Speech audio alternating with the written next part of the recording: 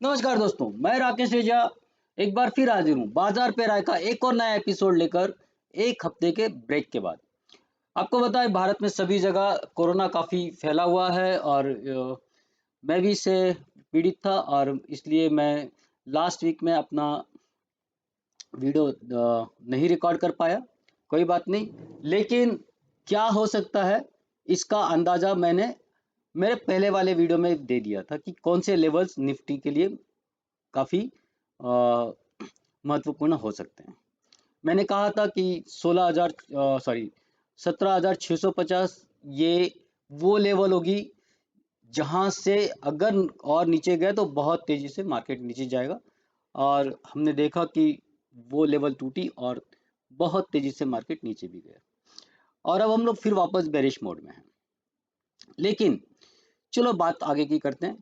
आपको पता है कि हम इस एपिसोड में चर्चा करते हैं ग्लोबल मार्केट की और उस इवेंट्स की जो हमारे और ग्लोबल मार्केट्स को असर डालते हैं।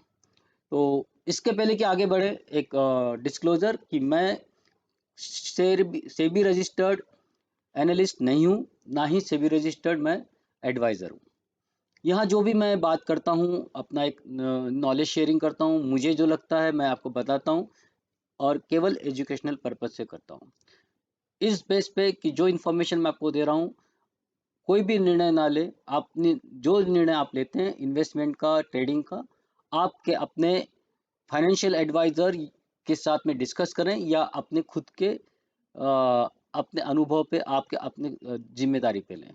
क्योंकि स्टॉक मार्केट में किसी भी तरह से ट्रेड करना, इन्वेस्ट करना, ये जोखिम भरा हो सकता है और इस जोखिम के लिए आप खुद जिम्मेदार हैं, होने वाले प्रॉफिट के लिए भी, होने वाले नुकसान के लिए भी। तो ये रहा मेरे तरफ से एक डिस्क्लेमर। अगली बात फिर करूँगा कि ये वीडियो अगर आपको पसंद आता है तो आप इसको लाइक करें, आप इसको शेयर करें, और अगर आपने सब्सक्राइब नहीं किया है तो सब्सक्राइब करें और बेल आइकन ज़रूर दबाइए, ताकि जब भी मैं एक नया वीडियो डालूँ आपको इसकी जानकारी हो जाए। तो ये एक फॉर्मेलिटीज़ जो मैं हर वीडियो में करता हूँ। इसके बाद हम आगे बढ़ते हैं असल बात पे। आज मैं बेसिकली कुछ बातें मैं आपको बताऊँ कि मैं इस वीक में कोई स्टॉक ट्रेडिंग के लिए कोई मतलब सजेशंस या रिकमेंडेशन नहीं दे रहा हूँ। स्टॉक्स के बारे में हम लोग बात नहीं करेंगे, क्योंकि पहले हम लोग समझ लें कि अभी जो मार्केट मची है वो क्यों मची है और उसका बेसिकली रीज़न क्या है और आगे आने वाला समय उसमें कैसे रिएक्ट करेगा। ये अगर आप समझ जाएं तो ये आपके अगले 2 3 4 महीने आपको इससे आपको ट्रेडिंग करने में या कुछ डिसीजन लेने में हेल्प होगी। तो सबसे पहले global market, American market. Global market का मतलब होता है अमेरिकन मार्केट। और अगर आप ट्रेडर हैं या इन्वेस्टर हैं, खास करके ट्रेडर अगर हैं, और अगर आप ग्लोबल मार्केट को और अमेरिकन मार्केट को नहीं समझते हैं, तो आप समझो कि आप बहुत बड़ी चीज़ को मिस करते हैं। आपको उन जब क्योंकि हमारा मार्केट बेसिकली अमेरिकन मार्केट के वजह से बहुत कुछ रिफ्लेक्ट करता है, उसको बेसिकली मिमिक करता है, उसके हिसाब से चलता है। हमारे यहाँ एक बड़ा जो वर्ग है जिसको हम लोग FIIs बोलते हैं, फॉरेन इंस्टीट्यूशनल इन्वेस्टर, वो एक बड़े ट्रेडर्स और इन्वेस्टर्स हैं, और उनका सोच जो है वो मार्केट को रिफ्लेक्ट करता है, वो मार्केट को बेसिकली आप डायरेक्शन देता है। तो इसलिए और उनकी सोच बनती है ग्लोबल मार्केट से, अमेरिकन मार्केट से, और वो हमारे यहाँ उस हिसाब से आप मतलब आपको रिएक्ट करते दिखते हैं। तो इसलिए उनको समझना बहुत ज़रूरी है। तो हम देखेंगे कि बेसिकली हुआ क्या है। लास्ट वीक में हमने देखा, लास्ट 2 वीक में मार्केट में बहुत तेज़ी से गिरावट हुई। गिरावट की वजह थी एक डर अमेरिकन मार्केट में।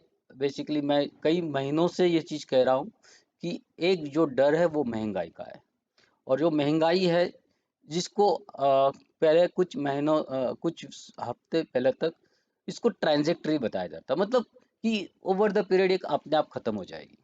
ये अचानक से कुछ बहुत ज़्यादा तेज़ी से जो इकोनॉमी में उछाल आया है, तो इकोनॉमी में जब भी उछाल आता है तो ऑटोमेटिकली उसके साथ में महंगाई कुछ ना कुछ हद में बढ़ती ही है।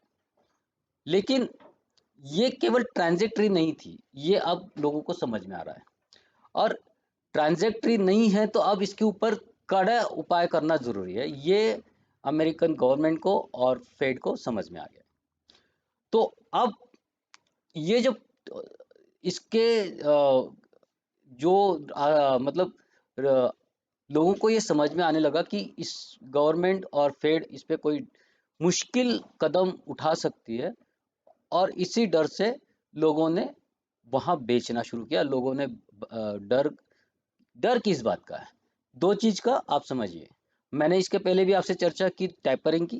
टैपरिंग वो चीज है कि अमेरिकन गवर्नमेंट ने पिछले 1.5-2 साल में जो जब से पैंडेमिक शुरू हुआ और इकोनॉमी को सपोर्ट करने के लिए करीब करीब 9 ट्रिलियन डॉलर, 9 ट्रिलियन डॉलर का 9 ट्रिलियन डॉलर मार्केट में लिक्विडिटी के रूप में दिए। वो अलग अलग रूप में का थोड़ा सा नो नहीं sorry, almost 6 trillion dollar, 6 trillion dollar market में उन्होंने एज अ लिक्विडिटी उतारे। This in the different form कि उन्होंने कुछ मॉर्गेज बॉन्ड खरीदे, कुछ लोगों को डायरेक्ट बेनिफिट दिया, ये सब चीज हुई।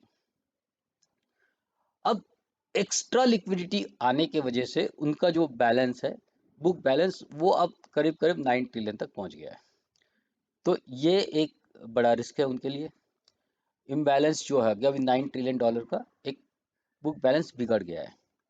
तो ये एक बड़ा प्रॉब्लम है। दूसरा चीज है कि जो महंगाई जो बढ़ रही है, क्योंकि लोगों के पास में बहुत पैसा आ गया है, इकोनॉमी सुधरी।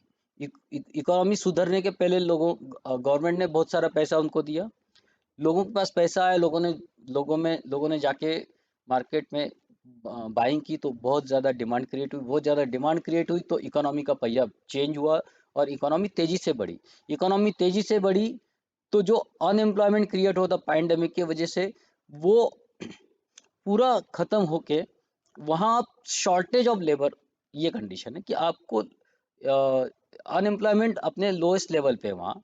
और वहाँ एक तरह से देखेंगे तो शॉर्टेज ऑफ लेबर्स है। लेबर्स का मतलब ये नहीं कि एक्चुअली जो हम लोग जिस कैटेगरी को लेबर कहते हैं वो हिसाब नहीं, लेबर का मतलब जो नौकरी पेशा लोग हैं।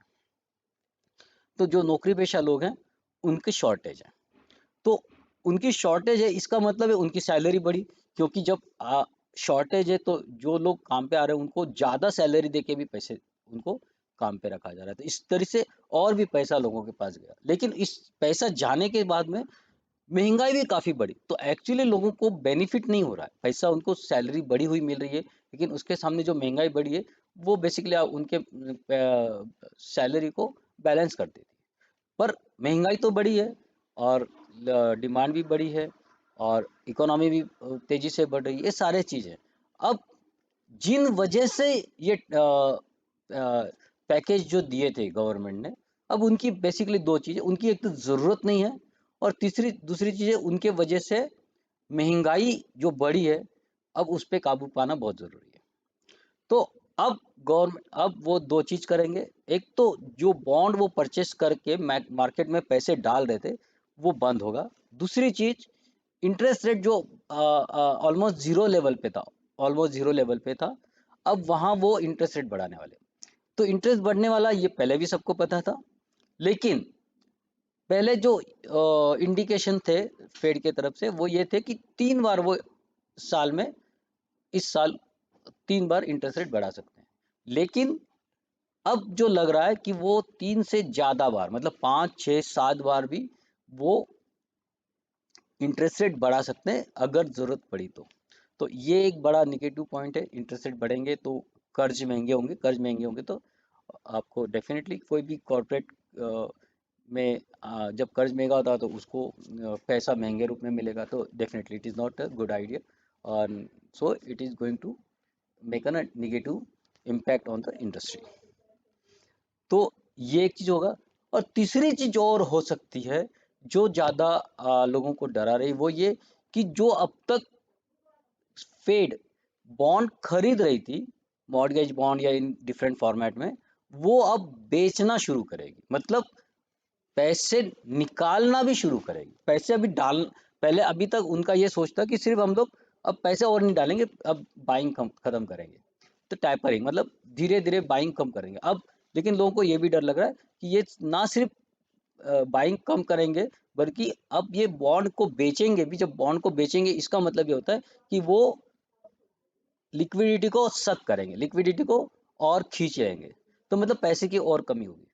तो इन सारों चीज़ों का असर जो है वो मार्केट में हम देख रहे हैं कि इस वजह से मार्केट गिर रहा है। अब हम उसी सापेक्ष में इंडिया की इकोनॉमी को देखते हैं कि इंडिया का मार्केट अभी जो गिर रहा है, डेफिनेटली उसका यूएस का असर है। लेकिन उसका असर यूएस में अब आगे कब तक रहेगा और इंडिया में आगे कब तक रहेगा? तो इंडिया में जो असर रहेगा, पहले हम लोग इंडिया की कंडीशन को समझते हैं। अमेरिका में क्या हो रहा है? इकोनॉमी बहुत तेजी से बढ़ी है, बहुत तेजी से, मतलब it is the highest since 84। मतलब ये भी करीब करीब आपकी 35-40 साल के हाईएस्ट लेवल पे है। तो महंगाई भी अपने हाईएस्ट लेवल पे है, तो इकोनॉमी की ग्रोथ भी अपने हाईएस्ट लेवल पे है।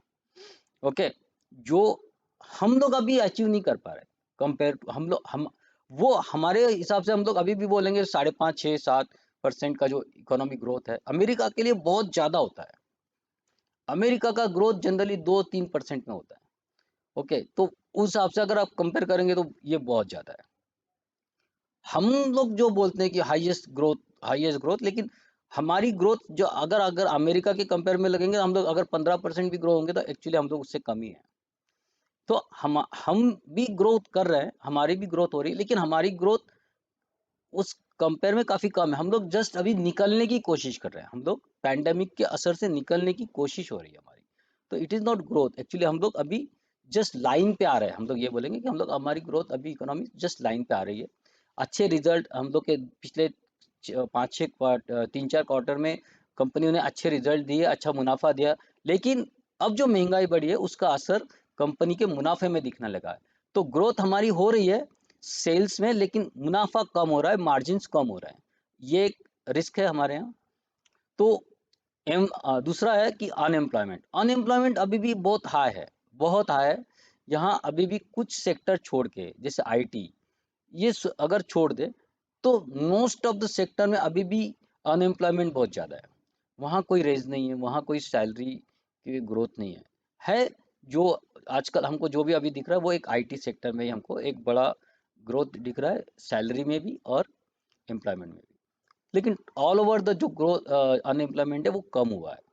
तो हमारे लिए समस्या अनएम्प्लॉयमेंट की है, ग्रोथ की है, और महंगाई की भी है। महंगाई की जो रेट है अभी हमारे यहाँ, वो आरबीआई के हाईएस्ट एक्सपेक्टेड लेवल के आसपास में चल रही है। मतलब आरबीआई ने जो कहा है कि up to 6% inflation is accepted, लेकिन हम लोग उसी के पास में है। अगर ये थोड़ी भी बढ़ती है, अब क्यों बढ़ेगी उसका भी रीजन मैं बता देता हूँ। जो डॉलर है वो महंगा हुआ है, और उसके सामने ऑयल भी महंगा हुआ है। 90 रुपीज पर बैरल जो क्रूड का प्राइस चला गया, it is basically, it's a huge impact. It may create a huge impact on the Indian economy, because we pay lot of amount to for buying the oil, and when dollar also getting costly and oil also getting costly, it's a double impact, and this is going to be create a huge negative impact on the Indian economy. तो ये सारी चीजें हैं।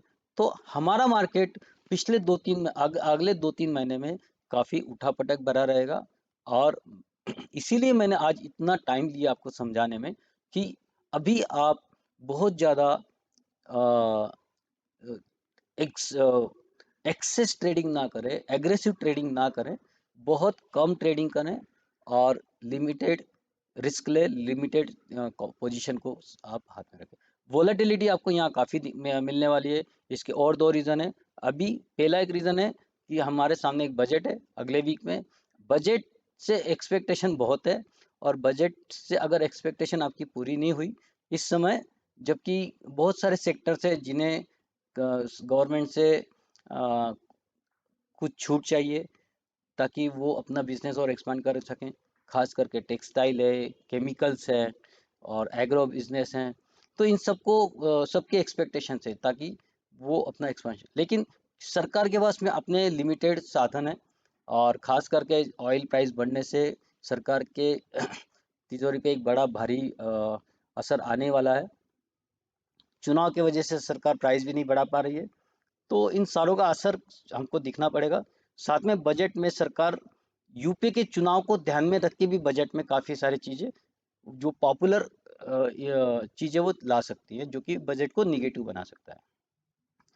तो बहुत सारी चीज़ें हैं और इन चीज़ों को हमको ध्यान में रखना पड़ा। तीसरी चीज़ जो है, जो इमीडिएट 1 महीने बाद होने वाली है, वो है यूपी के चुनाव का रिजल्ट, जो 10 मार्च को आएगा। और 10 मार्च को आने वाला चुनाव का result basically will decide the trend of the market. तो ये सारा पीरियड है जहां हमको काफ़ी वॉलेटिलिटी मिलेगी, इंडियन मार्केट में भी और अमेरिकन मार्केट में भी। और इन सारे पीरियड में आप थोड़ा सा शांत रहिए, थोड़ा सा कम ट्रेड कीजिए, और सिर्फ तमाशा देखिए, होने दीजिए जो होना है। कहीं नहीं जा रहा मार्केट। 10 तारीख 10 मार्च तक आप लिमिटेड ट्रेडिंग कीजिए, और उसके बाद में जो कुछ होगा, जो भी मार्केट की दिशा तय होनी है हो जाएगी, होने दीजिए। और फिर आराम से आप लंबे समय के लिए, फिर पूरा आपका मार्च के बाद में फिर आप दिसंबर तक आपको काफ़ी मौके मिलेंगे, अच्छे मौके मिलेंगे, और आप वहाँ ट्रेड कीजिए।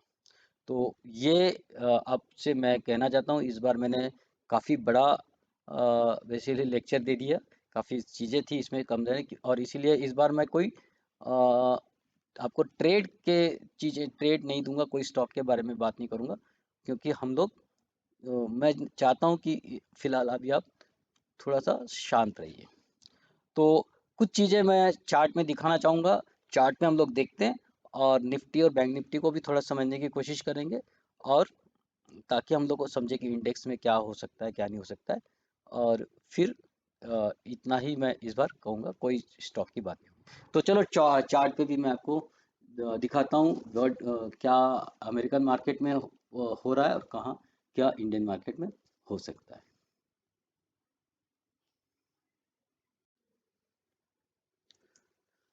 तो दोस्तों देखते हैं कि निफ्टी बैंक, सॉरी, पहले डाउ जोन्स से शुरू करते हैं।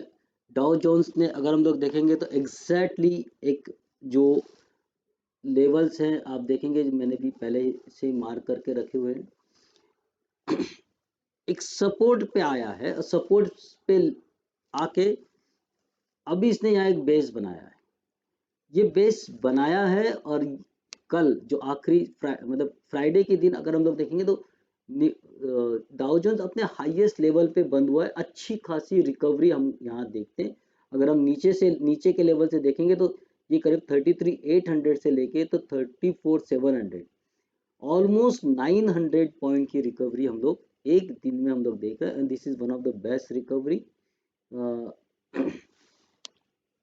अभी इसके पहले भी एक बार हम लोग यहाँ रिकवरी देख चुके हैं, लेकिन हम ये देख रहे हैं कि यहाँ आपको एक चीज समझनी चाहिए।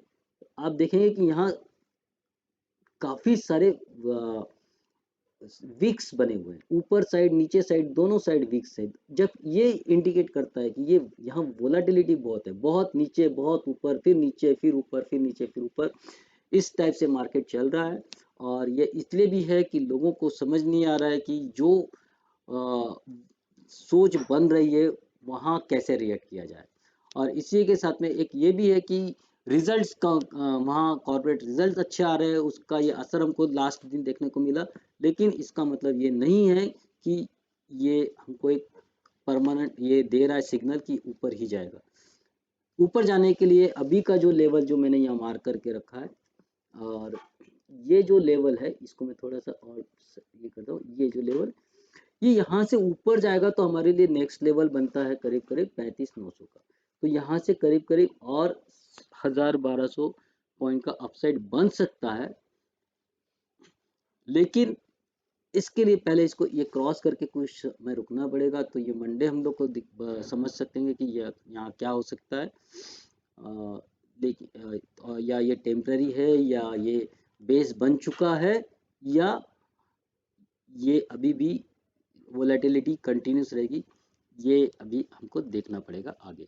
लेकिन इतने जल्दी इसको आप ये मत समझिए कि ये रिवर्सल बन चुका है। डेफिनेटली यहाँ बेस बनते हुए दिख रहा है, और ये अगर ये ऊपर चलने शुरू हो गया तो हमको यहाँ एक अच्छी खासी वापस से एक मतलब मुंह दिख सकती है। कब तक चलेगी मालूम नहीं, ये डिपेंड करेगा वहाँ जो भी अभी रिजल्ट सीजन है, बाकी के रिजल्ट कैसे आते हैं। अगर वहाँ अच्छे आते हुए दिखे तो ये वापस से ऊपर चलना शुरू करे, लेकिन वॉलेटिलिटी कंटिन्यूस रहेगी। अभी इमीडिएटली ये वॉलेटिलिटी जल्दी खत्म होती नहीं दिख रही है, जब तक कि वहाँ भी मार्च में रेट बढ़ने वाले हैं। मार्च में रेट कितने बढ़ेंगे अभी इसका कोई अंदाज़ा नहीं है। क्या 0.25% बढ़ेंगे, 0.5% बढ़ेंगे, ये सारा अंदाज है। और इसी के मतलब कश्मकश में मार्केट यहाँ अभी भी आपको साइडवेज मूव करते दिखेंगे। उसी हिसाब से निकाई ने भी सॉरी नास्डैक ने भी यहाँ एक बेस बनाया है, ठीक दाव की तरह। और इसको भी हम लोग देखेंगे कि यहाँ ये कैसे काम करता है। लेकिन अगर हम लोग यूके का देखते हैं तो यूके ने बेसिकली एक रिकवरी देके यहाँ थोड़ा यूके ने अच्छी रिकवरी दी है वीकली बेसिस पे। लेकिन डैक्स जर्मन ने यहाँ हमको एक डाउन ट्रेंड में आते हुए दिखाया। ठीक ये सिचुएशन है, यहीं वापस हम लोग सपोर्ट के आसपास हैं। ये एक साइडवेज यहाँ से अगर हम देखते हैं तो ये एक रेंज है, और इस रेंज में ये रेंज जो काफ़ी बड़ी रेंज है, उस रेंज में ही ये ऊपर नीचे हम लोग देख रहे हैं काफ़ी समय से। मतलब करीब करीब पिछले 4 महीने से इस रेंज में ही मार्केट ऊपर नीचे हो रहा है। हांगकांग ने एक लेवल ब्रेक किया था, उस लेवल में वापस घुस गया है। अब देखते हैं मंडे क्या इसका असर करता है, लेकिन ये वापस उस डाउन ट्रेंड मूवमेंट में फिर अंदर आ गया। इसने एक छोटे समय के लिए एक अच्छी खासी दी थी, लेकिन अमेरिका में हुए सारे खेल ने अब सारे दुनिया का खेल बिगाड़ना शुरू किया है। चाइना में भी मार्केट बहुत तेज़ी से गिरा है, क्योंकि वहाँ भी कोरोना के वजह से काफ़ी बिजनेस में मतलब हम लोग देखेंगे कि एक डाउनफॉल आया है। अब ये बराबर से एक एग्जैक्ट ये सपोर्ट के पास में आ रहा है, और यहाँ हम लोग को एक परंतु चूंकि यहाँ चाइना में करीब करीब 7 दिन की छुट्टी शुरू होने वाली है, तो उसके पहले अब लगता नहीं कि कुछ होगा। और हम लोग अभी देख रहे हैं कि मार्केट काफ़ी नीचे आया। तो कुल मिला के टोटल अगर हम लोग दुनिया का मार्केट देखें तो नीचे की ओर ही है, और अभी वहाँ इमीडिएट कोई सुधार नज़र नहीं आ रहा है। तो इसलिए हमको भी बहुत ज़्यादा अभी फ़िलहाल एग्रेसिव ट्रेडिंग नहीं करना है। फिर देखते हैं यूएसडी डॉलर डॉलर ने जितनी अच्छी रुपया ने जितनी रिकवरी फास्ट रिकवरी दिखाई थी पिछले 2-3 हफ्ते में, पिछले 2-3 वीक में, वो सारी अभी ख़त्म होते नज़र आ रही है। और हम लोग फिर 75 के ऊपर ट्रेड कर रहे हैं, और डॉलर इंडेक्स काफ़ी मजबूत हुआ है। और डॉलर इंडेक्स मजबूत होने का मतलब है रुपया महंगा, और रुपया महंगा होने से हमको एक्सपोर्ट में तो फ़ायदा होगा, लेकिन हमारा जो इंपोर्ट है मेन खास करके ऑयल का, वो हमको बहुत तरसाने वाला है। दूसरी तरफ ऑयल अपने ऑल टाइम हाई पे ट्रेड कर रहा है। ऑल टाइम हाई मतलब पिछले करीब करीब आई गेस ये लास्ट टाइम ये जो लेवल इसने अचीव किया था, अगर हम लोग इसको देखते हैं मंथली चार्ट पे जाके देखते हैं तो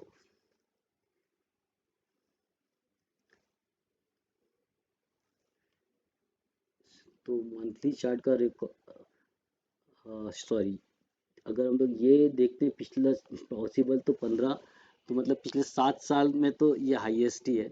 लेकिन और इसका हाईएस्ट इसके पहले कभी बना शायद अभी मुझे चार्ट में नहीं दिखा मेरे ख्याल से, लेकिन ये 8-10 साल का हाईएस्ट लेवल पे अभी हम लोग ट्रेड कर रहे हैं। आई गेस ये जो लेवल था करीब करीब 2013 में ये लेवल आया था, और उस लेवल पे अब हम लोग ट्रेड कर रहे हैं। तो करीब करीब 8 साल के हाईएस्ट लेवल पे हम लोग आए, और ये हमारे लिए काफ़ी मतलब डरावनी स्थिति हो सकती है अगर ये तुरंत इस रेट पे काबू नहीं पाया गया तो। ठीक है, जब क्रूड ऊपर चल रहा है, गोल्ड में भी गिरावट हम देख रहे हैं। गोल्ड में पूरा अभी तक साइडवेज है, कोई बीच में एक अच्छी खासी मूवमेंट आई थी लेकिन वो फिर वापस से नीचे आ गया है, और यहाँ भी फिलहाल ये साइडवेज ही मूवमेंट रहने की पूरी आशंका है। सेम चीज सिल्वर के साथ में, सिल्वर भी अपने एक रेंज में ही है और रेंज अभी टूटते हुए नजर नहीं आ रही है। तो निफ्टी को देखते हैं। अब हम लोग निफ्टी को समझने की कोशिश करते हैं। देखिए, मैंने 2 वीक पहले कहा था कि, अभी मैं आपको बताना चाहूँगा, 2 वीक पहले हमने जब चर्चा की थी निफ्टी की, तो मंथली और डेली पे आ जाते हैं। ओके, तो 2 वीक पहले मैंने कहा था कि मुझे यहाँ से लग तो बुलिश रहा है, लेकिन अगर ये लेवल टूट गया तो हम लोग फिर सीधे 17,650 पे आएंगे, वहाँ आएंगे। वहाँ से अगर रुक गया तो ठीक है, और अगर ये लेवल टूट गया तो हम लोग वापस बेरिश मार्केट में चले जाएंगे और तेजी से नीचे आएगा। और हमने देखा कि लास्ट वीक में वो लेवल टूटे और हम लोग बहुत तेजी से नीचे आ गए। अभी हम लोग बीच में हमको एक दिन का रिकवरी भी दिखी, लेकिन फिर हमने देखा फिर ये नीचे आ गया। इसका ट्रेंड अभी भी नीचे बना हुआ है। अब हमारे लिए अगर आपको ट्रेड करना है, ट्रेडिंग पर्पज से अगर देखेंगे तो 17,365 के ऊपर, 350 के ऊपर आप बाय कर सकते हो। 17,655 ये मैक्सिमम लेवल अभी अचीव हो सकती है, इतना जाएगा नहीं, लेकिन यहाँ से ऊपर ही आपको बेसिकली बाय करना है। या थोड़ा अगर हम लोग ये देखते हैं कि अवरली चार्ट पे जाके हम लोग लेवल देखते हैं नेक्स्ट वीक के लिए, वो बेटर रहेगा। आप इसके ऊपर बाय कर सकते हैं 17,200 के ऊपर। 17,200 के ऊपर बाय करेंगे और टारगेट एक्चुअली फिलहाल आपका होगा 17,338। ये 338 की जगह हम लोग अब यहाँ आ जाते हैं तो ये होगा 17,375, 70-75। ये इससे ज़्यादा इस वीक में जाते हुए मुझे ऊपर साइड में नहीं दिखता है। नीचे साइड में अगर ये लेवल टूटती है, ये लेवल है आपकी 17,070, मतलब 17,070, 74 या 50, आई विल से 17,050 अगर ब्रेक होता है तो 17,050 के नीचे आप शॉर्ट करेंगे और आपका टारगेट होगा नीचे साइड में वही जो पिछले वीक का लो था, एंड दैट इज बेसिकली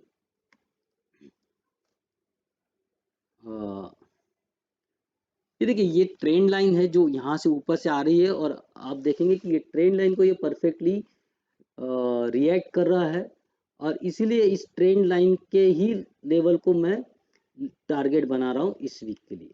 तो ये करीब करीब ये लेवल और ये लेवल को जहाँ ये लेवल और ये लेवल जहाँ मिल रही है, उस लेवल को मैं बेसिकली आपको मानूंगा। तो जनरली ये यहाँ यहाँ तक, ये यहाँ तक, मतलब 16,800 या 16,830, ये जो लेवल्स है, यही लेवल वापस आपके लिए नीचे साइड में है।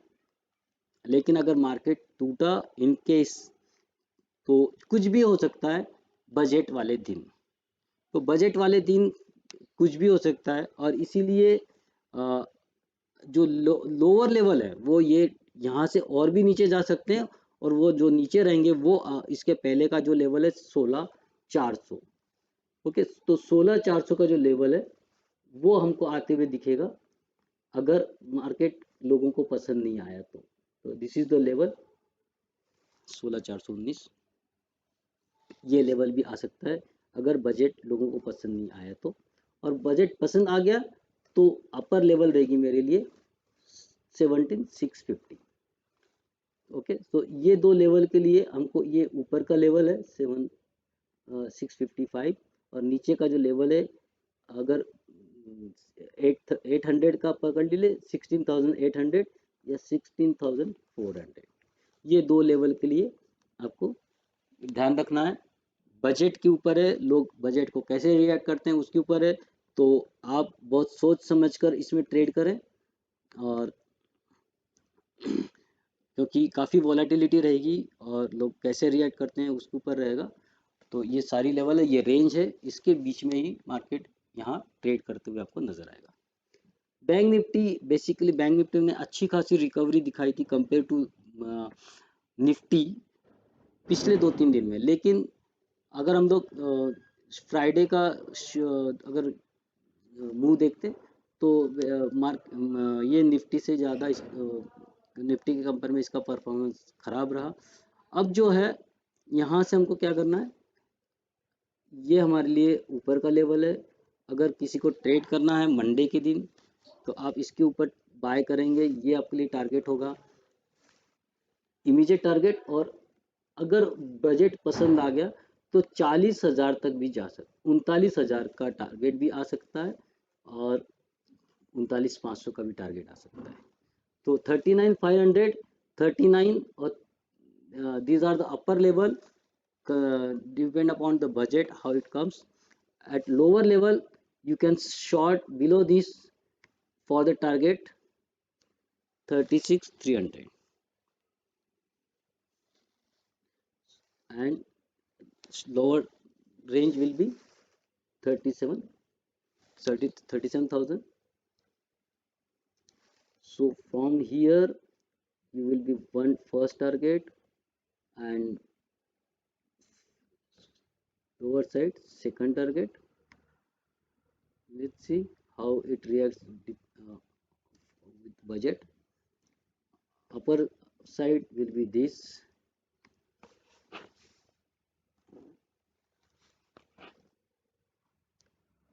and if budget is comes fantastic, then you can see 39 and 39,500 also. So I'm just mapping to 39,500. Okay, so let's see what happens. So I'm just removing these levels.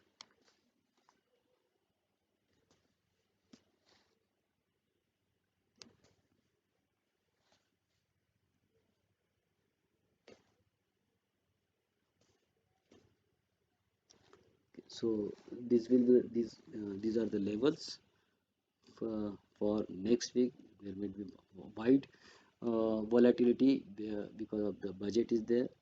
So let's see what happens. So this is the basically what I want to tell you. मैं बताना चाहता था कि इस week में आपको थोड़ा सा कॉशियस रहना है। इस वीक में ही नहीं, अगला महीना पूरा आपका फरवरी और मार्च 10 तक आपको काफ़ी कॉशियसली ट्रेड करना है, काफ़ी संभल के ट्रेड करना है। तो दोस्तों ये था इस हफ्ते का बाजार पे राय। मुझे लगता है कि मैंने काफ़ी सारा चीज़ों को आपको एक्सप्लेन किया है, काफ़ी सारी चीज़ें आपको बताई हैं, उनको कुछ डिटेल में और समझाई हैं, और ये सारी चीज़ें आपको अपने ट्रेडिंग बिजनेस में काफ़ी हेल्प करेंगी, काफ़ी आपको डिसीजन मेकिंग में हेल्प करेंगी, ऐसा मेरा पूरा विश्वास है। लेकिन कोई भी डिसीजन आप मेरे कहने पे मत लीजिए, कोई भी ट्रेड आप मेरे कहने पे मत लीजिए। जो भी कुछ आपको करना है आप अपने खुद के सोच पे या आपके फाइनेंशियल एडवाइज़र के हिसाब से आप ट्रेड कीजिए। और अगर आपको ये वीडियो पसंद आया तो लाइक, शेयर और सब्सक्राइब ज़रूर करें। धन्यवाद।